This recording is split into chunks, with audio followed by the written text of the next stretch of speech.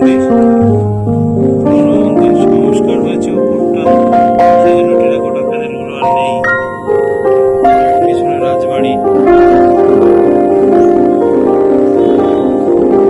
শ্রীকৃষ্ণের অনন্ত এটা বিষ্ণুর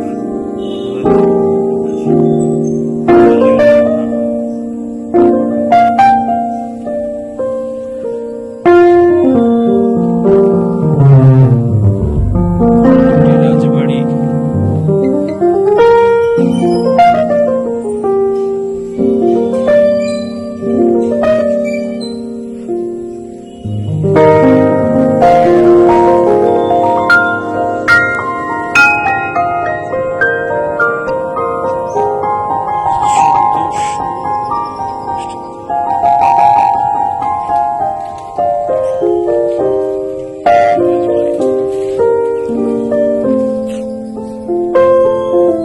নমস্কার, আপনার একটু এই হদল নারায়ণপুরের ইতিহাস যদি কিছু আপনি জানেন একটু যদি বলেন।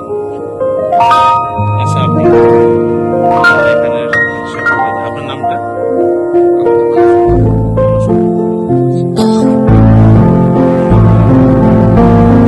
ইতিহাস বলতে এটা প্রায় 250 দিন আমাদের পূর্বপুরুষরা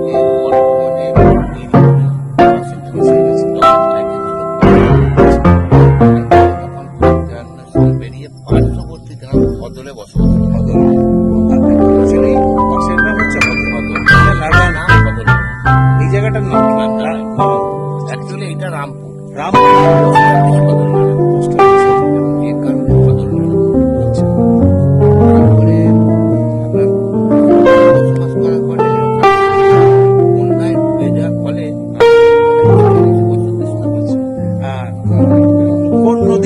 কোন নদীর জলে এটা দামোদর না কোথায় মানে দামোদর এক শাখা, আর একটা শাখা আছে ওখানে শালী। শালী নদী, যেটা ওটা শাখা শাখা নয়। আচ্ছা আচ্ছা আচ্ছা, ওটা আলাদা নদী, ওটা মিলিয়ে মিলিয়ে দেবো। ওটা বলছি আলাদা নদী। এইটা আচ্ছা এখান থেকে 3 কিলোমিটার গেলে দামোদর। আচ্ছা তখন আমাদের ছিল বিষ্ণুপুর রাজাদের আমল। ও আচ্ছা আচ্ছা আচ্ছা। তখন এই আমাদের বিখ্যাত কবি লেখা বিষ্ণুপুর রায়ের নাম নিশ্চয় নাম শুনেছি। রাজদের রাজাদের ভালো বস্তি ছিল। আচ্ছা তখন উনি আমাদের প্রজন্মকে নিয়ে যান ওনার কাছে। আচ্ছা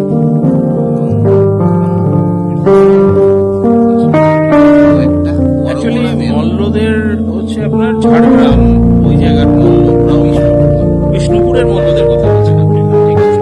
তখন ওনারা আমাদেরকে মন্ডল উপাধি দিতেন। আচ্ছা এই মন্ডল উপাধিতে আমাদের বংশের প্রথমের নাম হচ্ছে সানন্দ মন্ডল। তখন ওই যে পরগনা নেতা তখন একমাত্র আমরা যানবাহন ছিল নদী মাতৃক। নদী নদী। গজরা ভাসিয়ে ওনারা ব্যবসা করতে যেতেন। হ্যাঁ হ্যাঁ হ্যাঁ হ্যাঁ। তা ওই ব্যবসা কথিত আছে তখন যত ধন সম্পত্তি ছিল তখন জলদস্যুদের আক্রমণ। তা সেই জলদস্যুদের আক্রমণ থেকে রক্ষা করার জন্য এই যে দামকা মধুর আছে দেখবেন কোথায়? ও, দুটো মূর্তি। আচ্ছা আচ্ছা, দামু আর কামু। আচ্ছা, মানে জমিদারদের লিখেছিলেন, এটা রাজবাড়ি নয়, এটা জমিদার। জমিদার বাড়ি। আচ্ছা আচ্ছা ওরা তখন ওই দস্যুদেরকে হটিয়ে দেন। আচ্ছা হটিয়ে দেওয়ার পরে তখনই ওই আমাদের প্রতিবেশী যে মানব করেছিলেন হ্যাঁ, হ্যাঁ, হ্যাঁ। যে যদি এই দস্যুদেরকে রক্ষা করতে পারে দেব সবাই নিযুক্ত করবে। আচ্ছা, তারপরে দুর্গা মন্দির এটা রাস মন্দির। দূরে যেটা দেখা যাচ্ছে এটা এটা রাস মন্দির, এবং 17 চূড়া 17 চূড়া রাস মন্দির। আচ্ছা আর দুর্গা মন্দির হচ্ছে এই না, কালী পুজোর চৈত্র মাসে এখানে এইখানে। এটা কৃষ্ণের মঠ। হ্যাঁ, আপনাদের যে আর মঠটা পিতলের কেবল চাকাগুলি লোহার। আচ্ছা, পিতলের রথ। আচ্ছা আর রথের সঙ্গে আমার এই যে সামনের হ্যাঁ, এখানে পিতলের ঘোড়া, পিতলের পিতলের সাজকি সব থাকে। পিতলের রথ। এই দুটোটা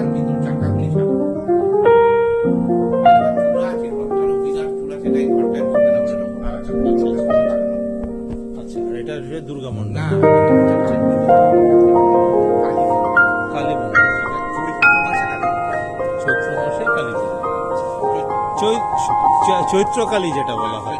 আচ্ছা, এই যে লাঠিয়াল এদের কথাই বলছেন, যাদের আচ্ছা আচ্ছা আচ্ছা, এই যে তাদের মূর্তি করে রাখা হয়েছে, যারা এই জমিদারি রক্ষা করেছিল। দামু, হ্যাঁ দামু, আর এখানে কামু, এইখানে আছে কামু, তাই তো?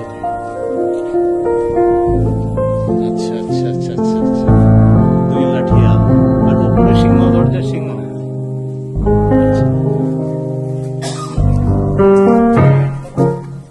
আচ্ছা আচ্ছা,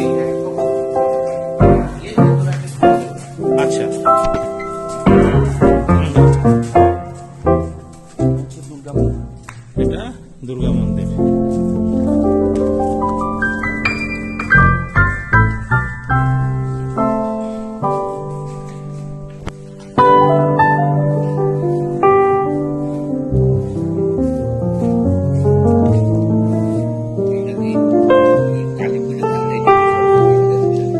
আচ্ছা এখানে, আচ্ছা এখানে দুর্গা মন্দির। এটা ভিতরে, ভিতরে কি মূর্তি আছে এটা?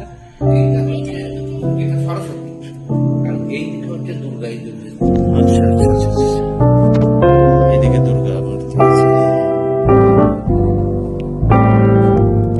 আচ্ছা আচ্ছা আচ্ছা আচ্ছা,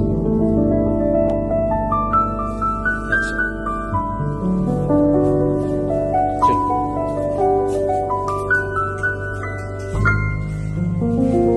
প্রায় 300 বছরের ইতিহাস। সেই মল্ল রাজাদের থেকে এসে,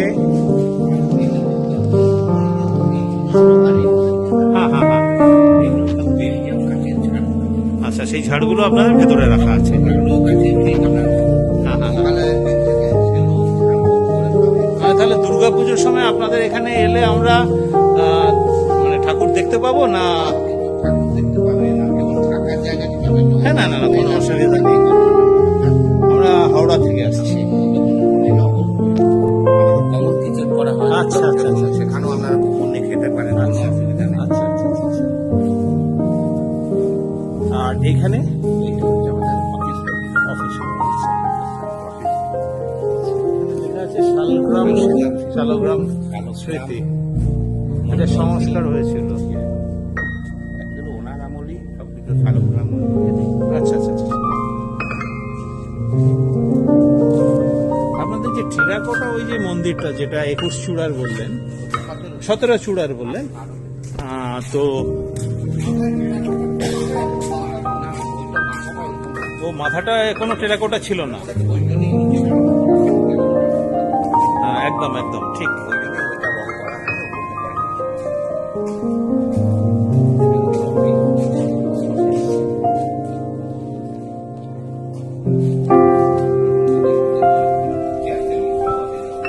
আচ্ছা,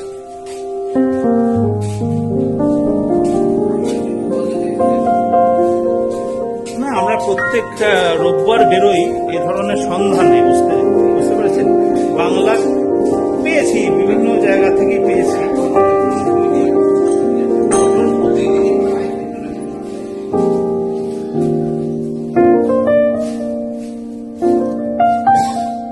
এই মন্দির কুলদেবতা। হ্যাঁ হ্যাঁ, আচ্ছা বিভিন্ন বাড়ি বলুন, শ্রাদ্ধ বাড়ি বলুন, বিয়ে বাড়ি বলুন, সব কিন্তু এখানে। ও আচ্ছা আচ্ছা আচ্ছা আচ্ছা। সমস্ত কিছু কাজ, মানে সামাজিক কাজ সমস্ত কিছু এইখানে হবে। আচ্ছা আচ্ছা, কুলদেবতা কে? রাধা দামোদর জিউ। আচ্ছা, ভেতরে। আচ্ছা আচ্ছা আচ্ছা, হ্যাঁ সাবধান।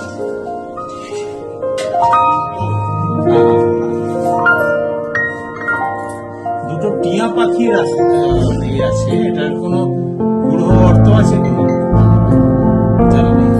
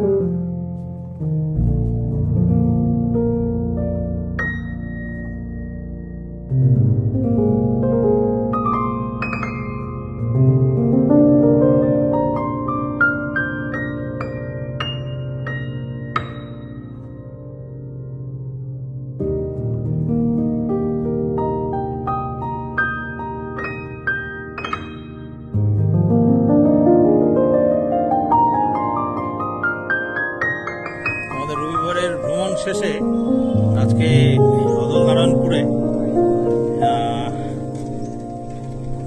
আড্ডা হচ্ছে একটু। আমরা এইভাবেই আড্ডা দিই। দেখি স্যার, একটু দেখি আপনাকে একটু। আরে গুড, আপনার চা খাওয়া হলো? হয়নি? বুঝবো কেমন লাগছে বল? এই এরকম পাগল পাগল কাকাদের সঙ্গে কেমন লাগছে বল? কি হলো সঞ্জীব? আর মন্ডল বাবু, ইনি এই বংশের উত্তরাধিকারী।